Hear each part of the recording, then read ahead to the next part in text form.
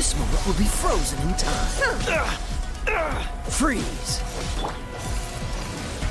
Lightning falls on the land of eternity.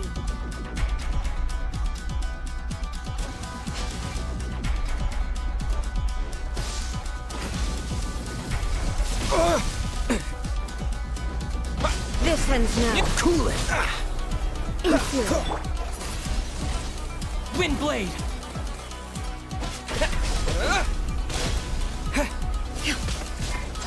Freeze! Evasion is futile. Inferior.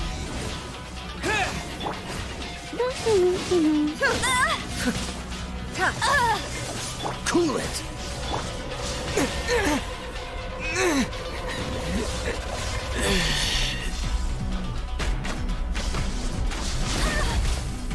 Tired. Don't get frostbite. Inferior. He, hup, huh? Get.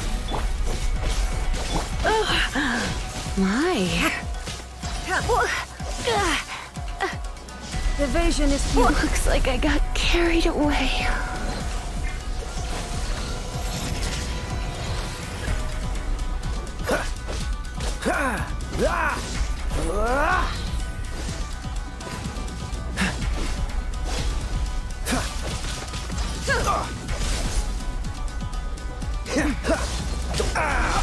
This doesn't look good.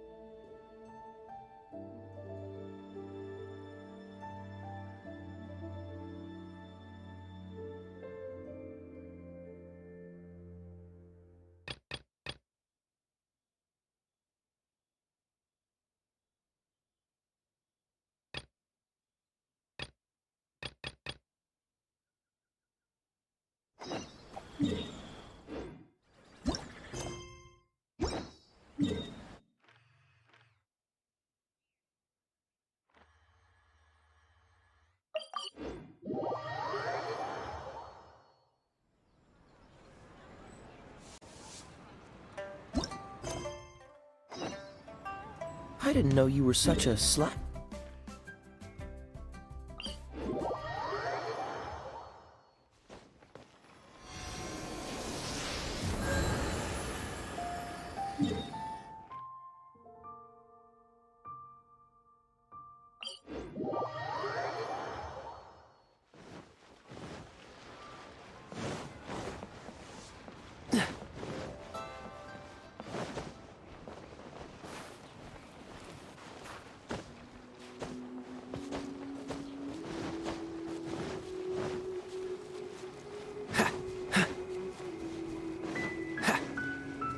What's the hurry?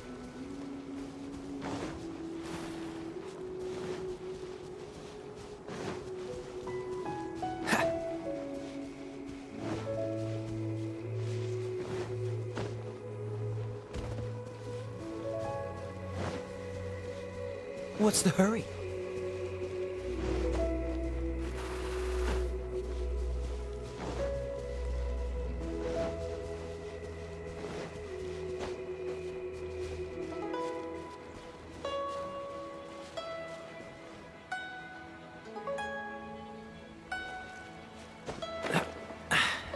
Catch the wind.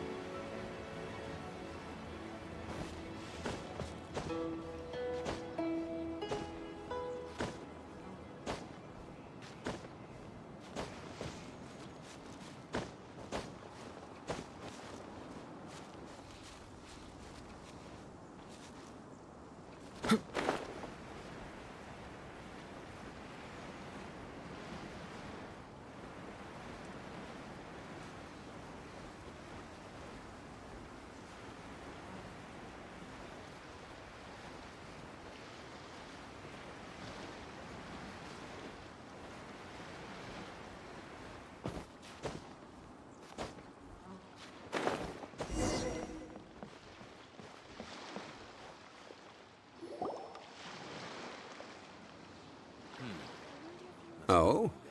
I didn't think I would see you here.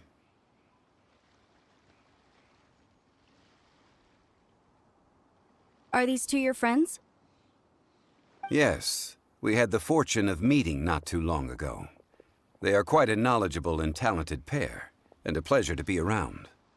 Traveler, we were just discussing the history of Rex Lapis. Would you like to listen? This, good sir, seems not to appreciate the almighty power of the Lord of Geo. As a professional archaeologist, I'm inclined to correct some of his erroneous views. We are discussing the whereabouts of the first Mora. The first Mora? As everyone knows, the Lord of Geo taught the ancient people of Liyue the craft of smelting, creating goods that allowed them to develop trade with the early nations of that time. Today, Liyue holds the sole right to cast Mora in the entire continent of Teyvat. The world's very first Mora should have been cast by the hands of the Lord of Geo himself thousands of years ago. According to my research, as well as my own hypothesis, I believe that this coin of unique historical significance has been passed down secretly through the years as a kind of token. For example, perhaps the Qixing who control the Liyue use it in some kind of unknown ceremony they hold when they come to power. Oh, no. My research indicates that the first Mora coin is not such a simple thing. Mora is a catalyst. This we all know. Even today, Mora is used in the mystic arts for its curious properties of weapon enhancement. The world's first Mora would no doubt possess the strongest power. My next historical treatise will boldly expound on the newest findings from my intense decade-long research. That is, that the Lord of Geo used this original Mora as a catalyst to enhance a dagger and a sword. A dagger and a sword? Well, buy the book when it comes out to read the full story. For now, I will only reveal this. The one who finds the dagger shall become supreme in Liyue, and the one who finds the sword may be crowned Liyue's sovereign. I can't say I agree. Let us not speak of the authenticity of the dagger and sword first. But Mora and money came about simply because they are a convenient measure of a contract's value. Rex Lapis just meant for Mora to serve as a catalyst for people to exchange and trade. The world's first Mora is probably just an ordinary coin created by Rex Lapis. As for its fate, the same as all Mora, I suspect. It was simply spent somewhere. I think that Mr. Hanshua's hypothesis seems reasonable. Mr. Zhongli's argument, on the other hand, lacks any evidence. How can you so easily dismiss the Lord of Geo's profound foresight? No, I am not debating right or wrong.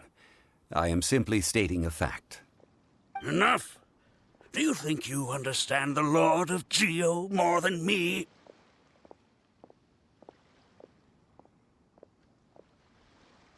I know but little about history, and I wouldn't dare to brag. But discussion is meaningless if everyone has the same opinion, no? Well then, answer me this. Long ago, when Liyue Harbor was being constructed, the Lord of Geo taught the people how to build houses. The model home he used to teach them was completely cast from Mora, correct?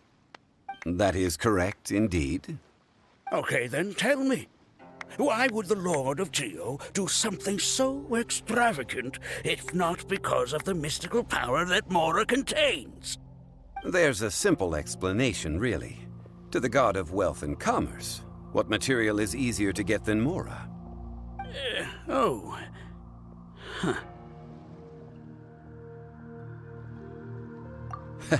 I mean, I am talking about Rex Lapis. Excuse me, sir. I have some questions about archaeology. Can we find somewhere quiet to chat? I mean, if it's okay with you. Oh, it's no problem at all. But may my friend accompany us? Perhaps they could be of some help.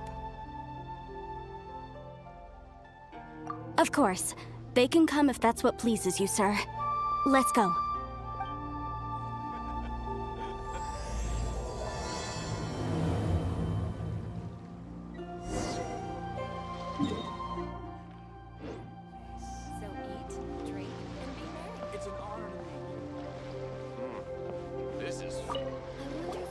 What I'm about to say is a bit disrespectful of the Lord of Geo and would draw a lot of angry looks.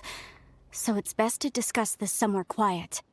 Your argument just now exhibited acuteness of speech and thought. Most importantly, you don't fall for the boasting and acting of the others. You remain objective. So I have a question for you. Perhaps you will answer differently from other scholars. Do you think that all the gods that the Geo Archon killed were evil? Let's not analyze it in terms of good versus evil. Rex Lapis placed great importance on the integrity of contracts. So any gods he killed certainly must have broken some kind of contract. Right! The Lord of Geo wouldn't kill the innocent.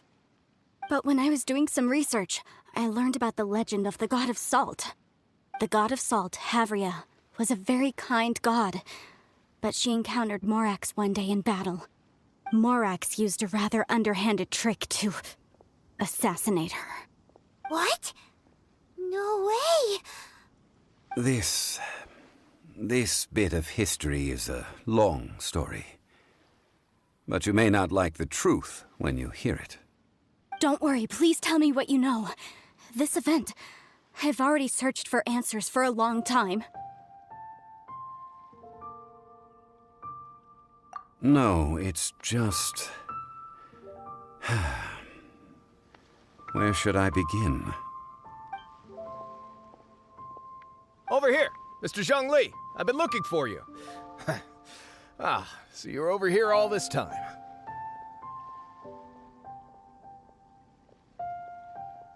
Put down your weapon and stay back.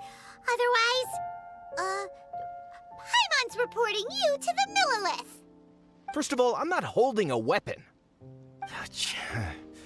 There's no need to overreact now. I'm simply an archaeological researcher from Snezhnaya. I'm not here for trouble. The Fatui say that every time. But this time, I registered with the Liyue Ministry of Civil Affairs. I could show you the official documentation if you want to see it. I will be conducting an archaeological survey here, the results of which will all be shared with the ministry. I heard that Wangsheng Funeral Parlor had a consultant named Zhang Li with immense knowledge of ancient history and archaeology. So I paid Wangsheng Funeral Parlor a handsome amount to hire Zhang Li as my own consultant while I'm in town. So you mean to say that this is work for the Wangsheng Funeral Parlor, yes? Well, since it's work, I don't have a choice. A consultant of the Wangsheng Funeral Parlor must respect their duty. Of course you would be such a reasonable man. Well then, let's head out now, shall we? Wait, if you are studying archaeology, can I go too? I am also a scholar in this field, so I can help. That will give us a chance to continue the topic we were just discussing. Oh, and you should tag along too. This experience may be of help to you on your future adventures. It is a story from before the rise of the Seven. Although the god of salt has already perished, it will still be a meaningful experience for your journey. Wait. This is an archaeological expedition, not a tour group. That's too many people. But this friend of mine has a treasure-finding talent, surpassed by no one. It will surely be of great help to us. Oh? What talent? If my friend espies a treasure chest, they will absolutely find a way to open it. Hey, Paimon's good at that too. Well, that is quite enticing. All right then. Well, let's go. There's no time to waste. When the Overlord of the Vortex was crushed by the Jade Chamber recently, perhaps something of interest was washed ashore. An ancient artifact would be good. Traces of ancient activity would be great. But a piece of the god's limb would be even better. Who knows what surprises we may find.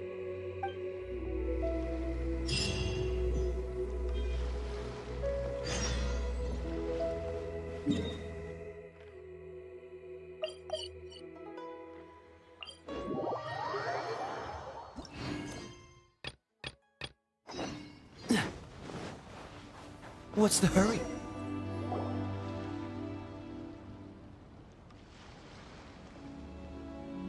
This place looks so ordinary. Can we really find anything valuable here? Huh? Paimon thinks it looks really grand. I don't mean the scenery, but rather that there should be something out of the ordinary. A big battle did just occur and all, and I don't even know where to begin looking here. Guyun Stone Forest is actually the perfect place to be if you wish to learn about the gods or the history of the Archon War. Legend has it that Rex Lapis threw spears made of large rock into the sea here, piercing and crushing the Overlord of the Vortex. After many years of wind erosion, those stone spears have turned into the unique rock formations we see now. These mountains were the Lord of Geo's weapons? What we see now is just the part of them that remains. The stone spears hurled by Rex Lapis all those years ago were much greater, both in number and in size.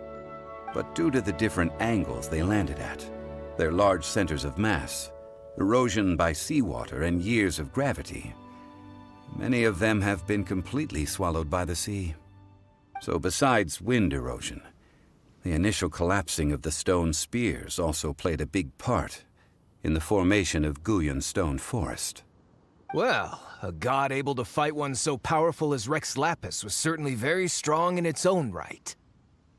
Indeed. This is where the value lies in research at Guyun Stone Forest. Most of the objects from that time were lost to the sea. But the gigantic waves created by the Overlord of the Vortex have given those sunken objects a chance to see the light of day again. So you're saying that if we look carefully, we'll be able to get very, very rich. I mean, rich with archaeological knowledge and historical value, yes? That's all I seek in life. Well, since we brought so many people, I think it would be best to split up and look. Okay then. I will go with my friend here. Although I have a smattering of knowledge in various disciplines, when it comes to archaeology, I can't compete with the expert here. Huh? Me? What's the matter? This is your profession. Why are you so surprised?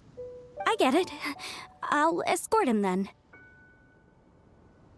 Okay. If we find anything valuable or rare, let's meet on the shore opposite from here.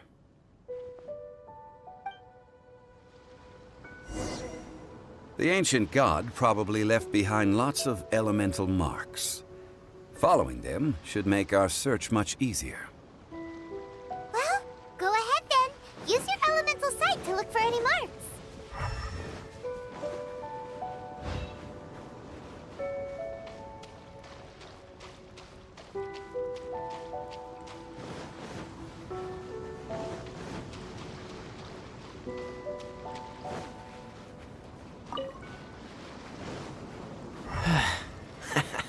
Dodge this! Get him! You're in for a little shock.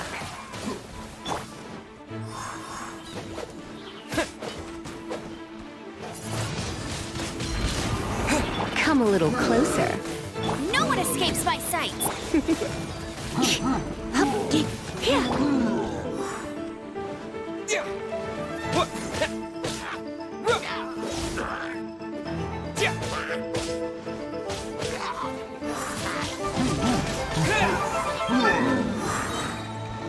Disappear!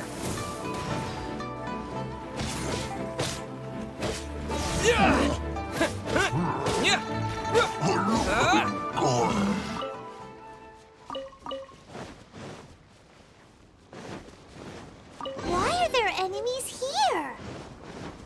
Guyun Stone Forest is a place where a god was defeated, and its remnants still affect the area to this day.